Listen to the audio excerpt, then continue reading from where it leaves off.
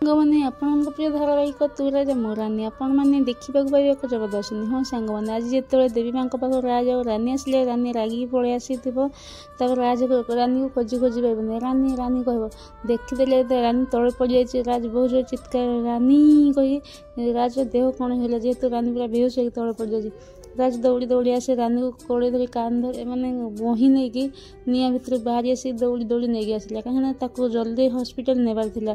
ସେତେବେଳେ କ'ଣ ହେଇଛି ନା, ରାଘବ ପୁରା ଆସିଯାଇଛି। ରାଘବ କହୁଛି, ରାନୀ ମୁଁ ତମ ରାଜ ଆଉ ରାନୀଙ୍କ ମଝିରେ ମୁଁ ପୁଣି ଆସିଗଲି, ଆଉ ଏଥର ମୁଁ ଆଉ ଫେରିବିନି, ରାନୀକୁ ମୁଁ ହିଁ ନେଇକି ଯିବି। ଏମିତି କହିକି ସେ ଆମ୍ବୁଲାନ୍ସ ଭିତରେ ଚଢ଼ିବ। ତାପରେ ରାନୀ ଯେତେବେଳେ ଆମ୍ବୁଲାନ୍ସ ଭିତରେ ଶୋଇଥିବ, ରାଘବ ଯାଇ କହିବ, ରାନୀ ଡାର୍ଲିଂ ମୁଁ ଆସିଗଲି, ରାନୀ ଡାର୍ଲିଂ ତମର ଆଉ କିଛି ହେବାକୁ ଦେବିନି, କାହିଁକିନା ମୁଁ ଆସିନଥାନ୍ତି, କାହିଁକିନା ତମେ ମୋତେ ଫେରି ଆଣିଛ, ତମ ଭଲ ପାଇବା ମୋତେ ଫେରି ଆଣିଛି, କାହିଁକିନା ମୁଁ ତମକୁ ବହୁତ ଭଲ ପାଏ ରାନୀ। ଏମିତି କହିକି ରାଘବ ବହୁତ ଜୋରରେ ହସିବ। ତାପରେ ରାନୀ ତ ବେହୋସ ହେଇକି ପଡ଼ିଛି ନା, ସେ କିଛି କହିପାରିବନି। ତାପରେ ରାଘବ କହିବ, ତମକୁ ଛାଡ଼ିବି ତ ମୁଁ ରହିପାରିବିନି, କିନ୍ତୁ ଏତିକି ଯେ ରାଜକୁ କନ୍ଦେଇ କନ୍ଦେଇ ମାରିବି। ତାପରେ ଆପଣମାନଙ୍କୁ କ'ଣ ଲାଗୁଛି, ରାଘବ କ'ଣ ସତରେ ରାନୀକୁ ରାଜଙ୍କ ପାଖକୁ ଛଡ଼େଇ ନେବ? ଆମକୁ କମେଣ୍ଟ ମାଧ୍ୟମରେ